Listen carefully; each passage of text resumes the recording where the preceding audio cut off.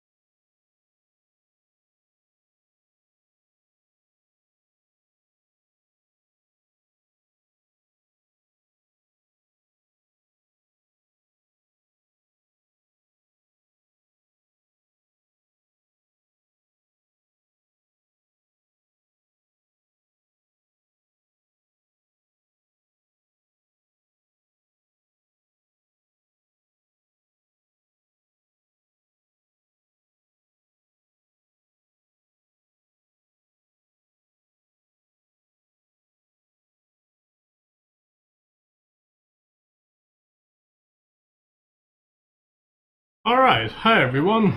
Hope you guys had a good weekend and so forth. Right, so today's lecture is basically just going to be a general review of the Laplace transform in particular.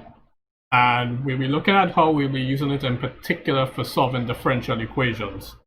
Now, what this means is that in solving the differential equations, you're going to see pretty quickly that there are certain things that we refer to as initial conditions, and then general forms or general equations for the differential equations, be it a first order differential or a second order differential and so forth. And we will talk about it a little bit in this lecture in particular, but especially when we start doing problems that require solving differential equations, we will start looking at them in detail as to how do we solve them and how do we pay attention to the initial conditions and so forth.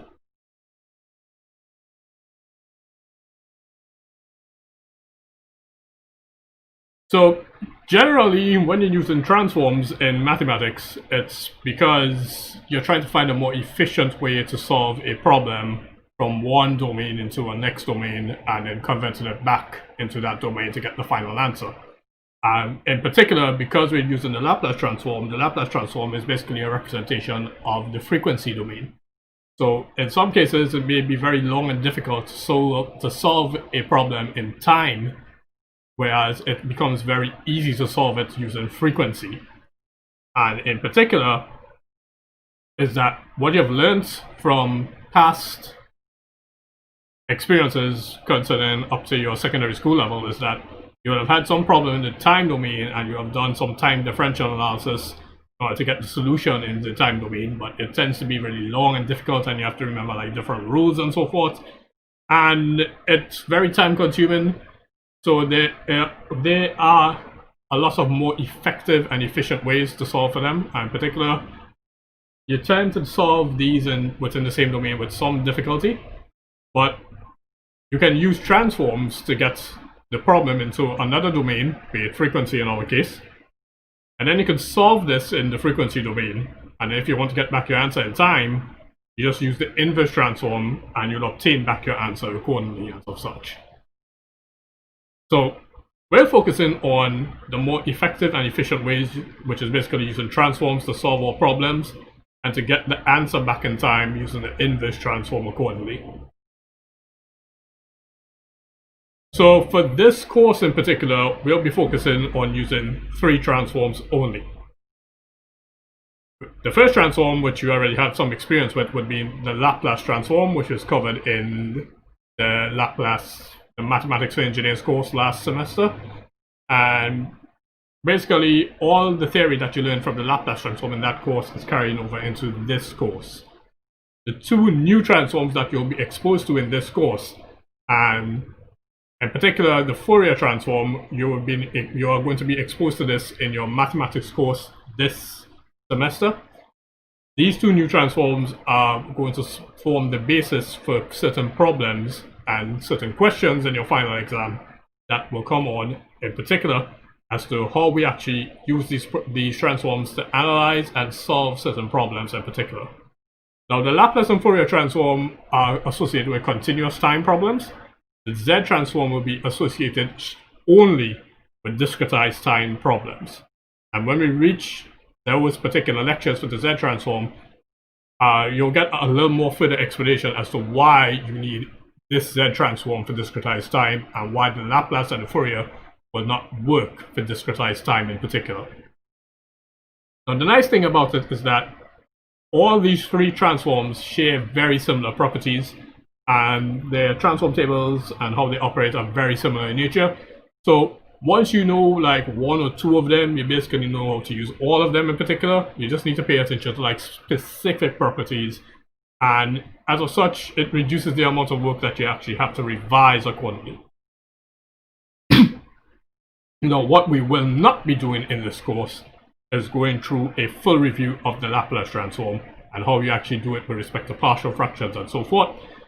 This was already done in ECNG 1016, and it is your responsibility to go back and review this if you aren't too familiar, or if by chance you have forgotten how to solve Laplace transform equations using partial fractions and so forth.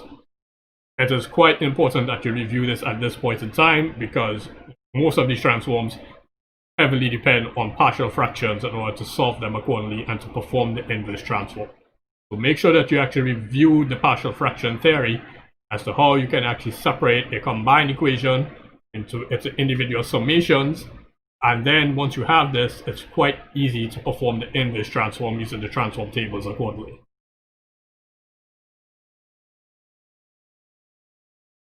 So because we're viewing the Laplace transform, I have to be a little bit boring at this point in time, and I have to actually discuss the mathematical nature of it.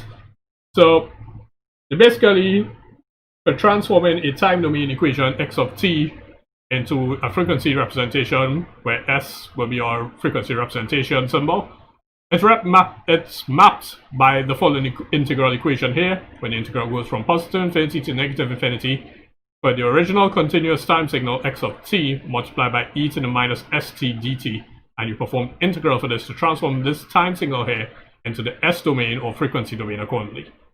The reason why we say the s domain or the frequency domain is that the s component here has a real component sigma, and an imaginary component omega, which is j omega here.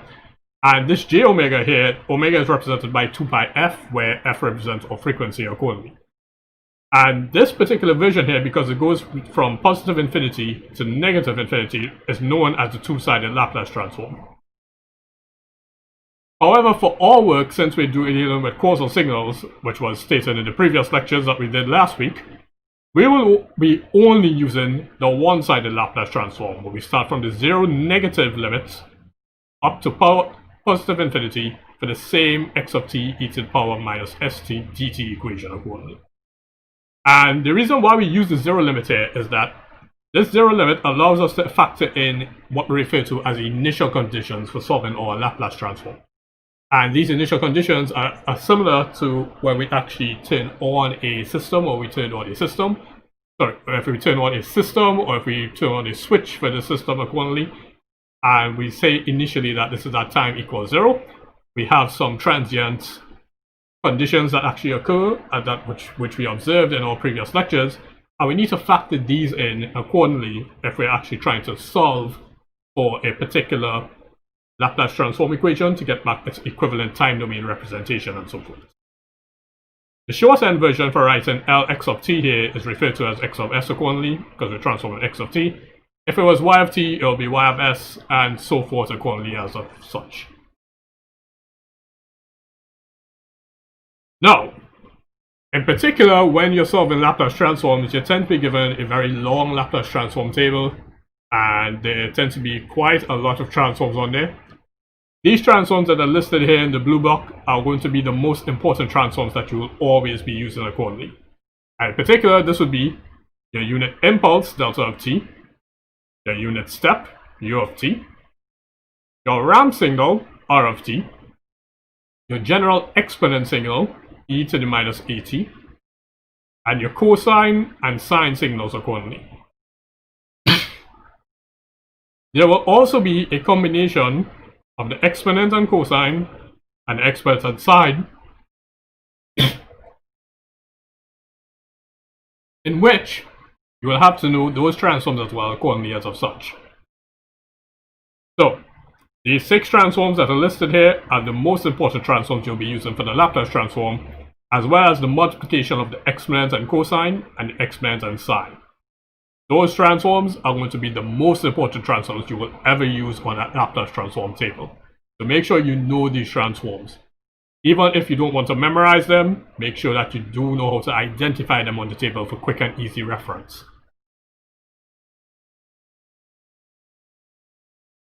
Now, in particular, this lecture, like I said before, is going to focus on the differential property of the Laplace transform and how we actually solve differential equations accordingly. And this may have actually been done in the Mathematics for Engineers course, ECNG 1016, but maybe we're going back through it a little bit briefly in order to have some familiarization, since we're actually going to be using this quite a lot during this course.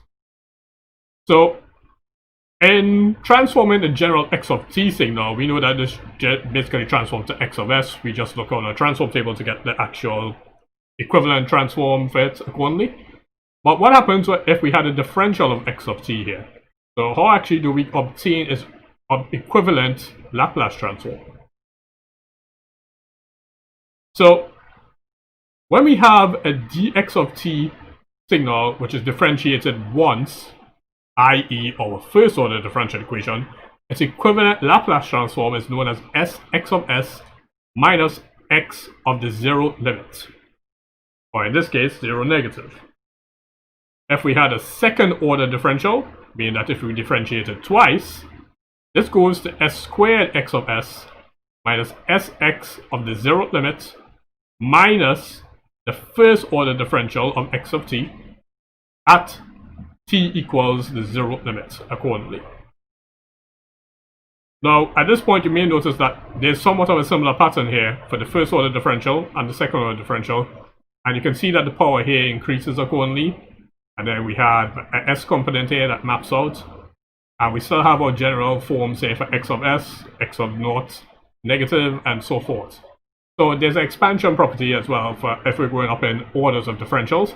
But the 2 differentials that you're always going to know in particular are going to be the first order differential, as seen here, and the second order differential, as seen here. Now please note, these are not given on the transform tables. You actually do need to memorize these transforms for the first order and the second order forms here accordingly. So please make sure that you do memorize them. They are not given on the transform table.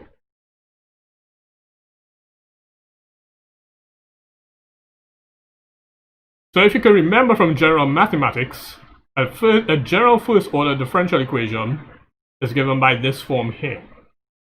And if we apply the Laplace transform for each one of these components here, for the dy dt, the y of t, dx dt, and x of t, we basically can see that the dy dt here will map to sy of s minus y of the zero limit. The a component here, being a constant, just transforms straight directly. Y of t transforms to y of s. The b1 component, because it's a constant as well, it remains the same. Dx of t transforms to sx of s minus x of the zero limit. b0 is a constant, so that remains the same. And x of t here transforms to x of s. We can do some equation manipulation here by factorizing out the y of s components accordingly and the x of s components accordingly. And we can obtain it in this form here for a general equation.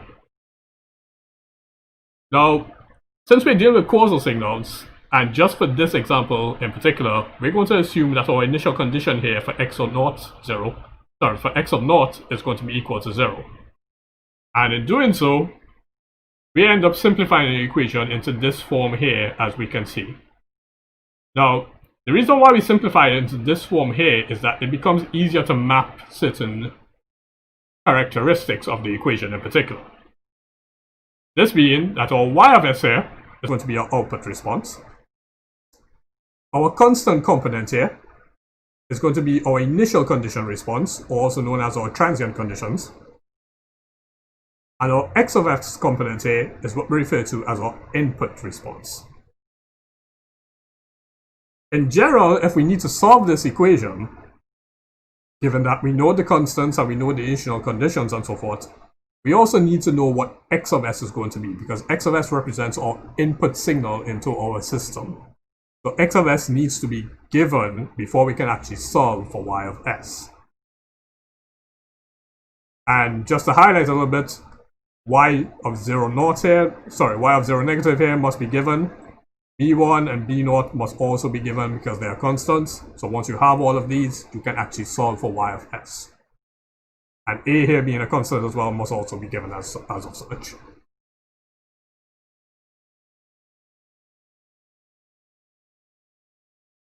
Now, what happens in the case where we have x of t is equal to delta of t?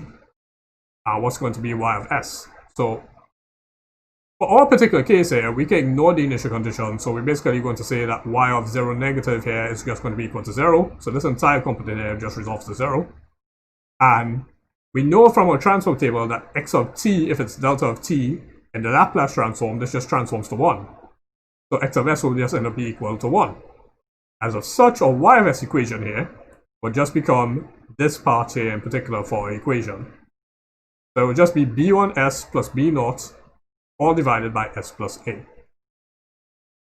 Now, the reason why I refer to this as a transfer function is because all the outputs, in this case y of s, are mapped onto the left-hand side of the equation, and all the inputs, x of s here, are mapped onto the right-hand side of the equation. And in order to obtain a transfer function, which is written as h of s or g of s, the transfer function in this particular case, and for any general case, let's say we represent our transfer function using g of s. It's basically going to be the output signal y of s divided by our input signal x of s. So in this particular case, because we know that x of s is 1, this comes like if we just say y of s divided by x of s. And x of s here is 1. So this is actually how we obtain our transfer function. A transfer function is always defined as the output signal divided by the input signal. In our particular case, y of s divided by x of s. And in general, we refer to a transfer function as g of s or h of s within a general system accordingly.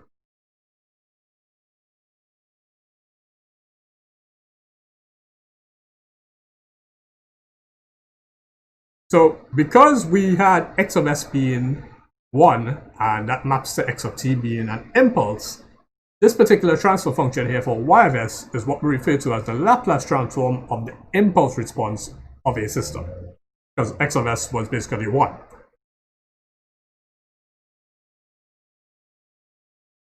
Alright, so any general questions on the impulse response of a general first order system at this point in time?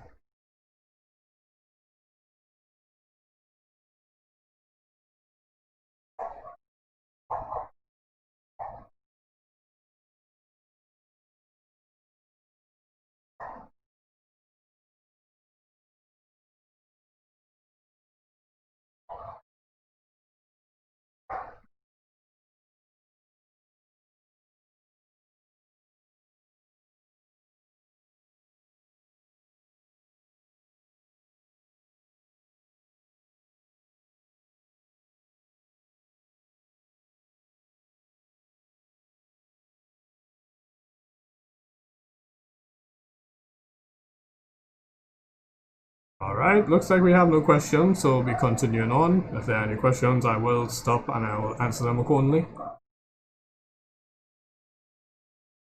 Okay, so that basically is the general analysis that we'll do for a first order differential equation. Now let's actually start observing how we can apply the same theory to a second order differential equation. where we have our second order components here and our first order components here accordingly. In this particular case, for y, where we have d2y and dy, and for x, where we have d2x and dx. All other components here are just going to be treated as constants. And in this particular case, we will say that x of 0 negative here is going to be equal to 0, and our first derivative, where we have at 0, being x prime of 0, is also going to be equal to 0. And this maps back to where we just now watched the second order differential equation transform, or where we had d2x of t divided by dt, and we had the equivalent transform where we saw it was s squared x of s minus x naught negative minus the first differential where x equals 0. And we're going to observe it here in particular for this second order differential equation. So we need to get this in terms of y of s only.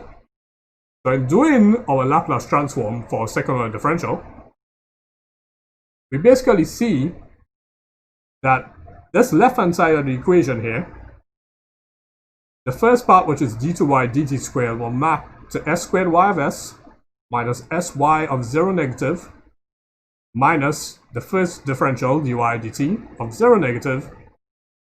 We also knew what was the first differential here for dy of dt, which was going to be sy of s minus y 0 negative, and which can be seen here. And we have the a naught y of t here, which is just going to be a naught y of s. Similarly, for the d2x dt squared signal, because we had initial conditions, we basically don't have to worry about the x naught of negative signal and the dx dt at t equals naught signal. So as such, this just goes to b2 of s squared x of s. This here goes to b1 s x of s, and this just goes to b naught x of s.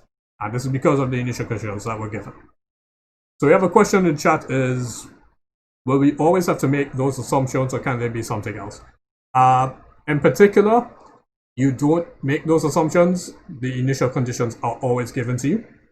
If they are not given to you, then you can safely make the assumption that the initial conditions are 0. But most cases, you will be given values for your x naught of signal, your first differential dx dt will be equal to some value, and the same thing for the y naught signal and the dy dt at naught signal as accordingly. And when we start doing these practice questions, you'll see where these limits factor in for actually how do we solve for these differential equations. So yes, not all the time you're going to have to make this assumption. Most of the time, these limits will be given to you. And not all the time they're going to be 0 as well. Some cases there will be numeric values. Alright, so because we know the mapping of the second order differential on the left hand side here, and then the mapping here for the second order differential on the right hand side here, because we were given the initial conditions for x of naught negative and x prime naught, which is basically dx dt at t equal naught. This entire equation resolves to this form here after we do some normalization and sorry, not normalization, after we do some manipulations and rearranging the equation and of such. And yes, it looks a little bit scary, but it's going to resolve into a very simple form that you may have to remember, so don't be scared at this point in time. This form here that you're observing is very similar to the first order form that we just observed, where the y of s is going to be our output response. Our y of naught negative and y prime of naught components here represents our initial conditions or transient response. And our x of s component here represents our input response accordingly. Now, please note that the denominators here are basically the same at this point. And this is to get the general second order system form in the Laplace domain. Now, if we ignore the initial conditions, so basically we say y naught of negative is equal to 0, and y prime of naught here is going to be 0, so this entire block here just goes straight to 0. We'll just remain with this x of s component here. And In particular, we're saying, because we analyze it for the impulse response, x of t is equal to delta of t. And let me write this onto this slide.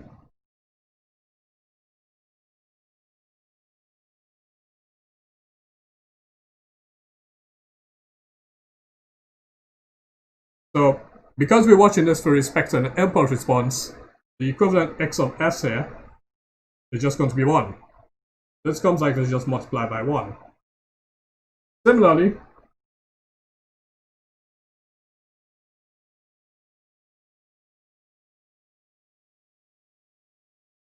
this comes like if we divided y of s by x of s. And we know here that x of s was 1. So this actually gives us the general transfer function for our second order differential equation where we ignore initial conditions.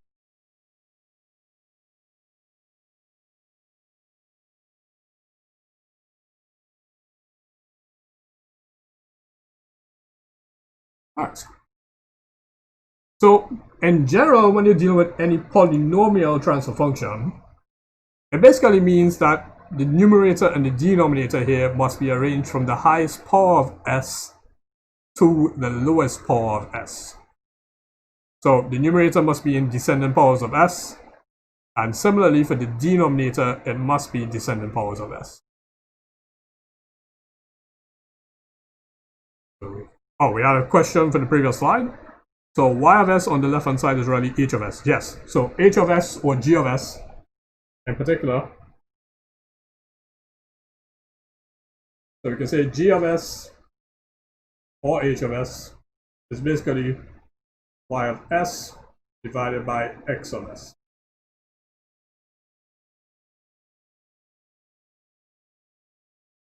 So yes, in this particular case, because x of s is 1, y of s in this particular case on the left hand side is really just h of s being our transfer function. But in general, the transfer function is y of s divided by h of s accordingly. X of s accordingly, sorry. So y of s divided by x of s.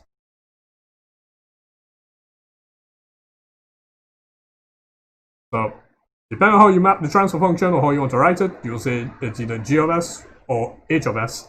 And this is equal to y of s divided by x of s.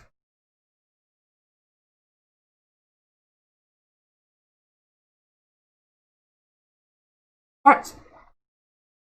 So once you're trying to express any transfer function in a general form, please ensure that the numerator and denominator are in descending powers of s. So you'll start with the highest power of s accordingly, and then go to the next highest power and so forth until you get straight down to your constant term accordingly. Now, one thing to note in particular is that the order of the denominator here, meaning that the highest power of s on the denominator, must always be more than the highest power of s on the numerator. So as of such, the order of the denominator must be more than the order of the numerator. And in particular, the highest power of s on the denominator will specify the order for the entire system. Now this property in particular is quite important for partial fractions, because if you have it such that the order of the numerator and denominator are the same, or such that the order of the numerator is more than the denominator, you cannot perform partial fractions on the system. If you encounter a case like this, you will have to long divide the entire system, get the quotient, and then get the remainder, which is going to be divided by this same denominator here. And then you have to make sure that the remainder divided by this same denominator here satisfy this condition before you can perform partial fractions on that remainder. So, just repeating what I just now said, so long as the order of the denominator is more than the order of the numerator, you can perform partial fractions. If it is equal to, or it is such that the order of the numerator is more than the order of the denominator, you cannot perform partial fractions on that system. You must make sure that you long divide and get your remainder, which is still going to be divided by this same denominator, and then analyze the remainder such that it satisfies this condition here, where the order of the denominator is more than the order of the numerator, and only then can you perform partial fractions on that remainder accordingly. So pay particular attention to this before you start attempting any problems. You must make sure that this order condition here is satisfied before you perform partial fractions. And this holds true at any sort of problem you're doing that requires partial fractions. It doesn't matter which domain the equation is in, this is just a property of partial fractions itself. Alright, so that brings us to the end of the Laplace Transform lecture. And in particular, what we basically observed is that what you need to remember in particular, and what you're taking away from this lecture, is that you need to make sure that you are able to identify the 6 transforms you're going to be using the most from the Laplace transform table, and also a combination of the transforms being the exponent signal multiplied by cosine and the exponent signal multiplied by sine. So you need to know how to identify these transforms immediately from your transform table, or if you wish to commit them to memory, that's fine, but you will be given the transform table accordingly. So it's just a lot easier to know to identify them on the transform table immediately. You also need to make sure that you remember what is the first order and second order differential equivalence in the Laplace domain. In particular, this would be in the dx of t signal, that was dx dt signal, sorry, where this transforms to x of s minus x naught negative, not negative being our initial condition for the x of t signal. And we also saw for the dx squared dt divided by tt signal, or second order differential, where it would be s squared x of s minus x naught minus the first differential, which is going to be dx dt at t equals 0 accordingly as of such. So you need to remember those particular transforms for the differentials. And I'll backtrack to indicate which transforms these are. So yeah, slide 8, you need to make sure you know this transform for the first differential, and this transform here for the second differential accordingly. These transforms will not be given on the Laplace table. Make sure you do memorize these transforms here accordingly.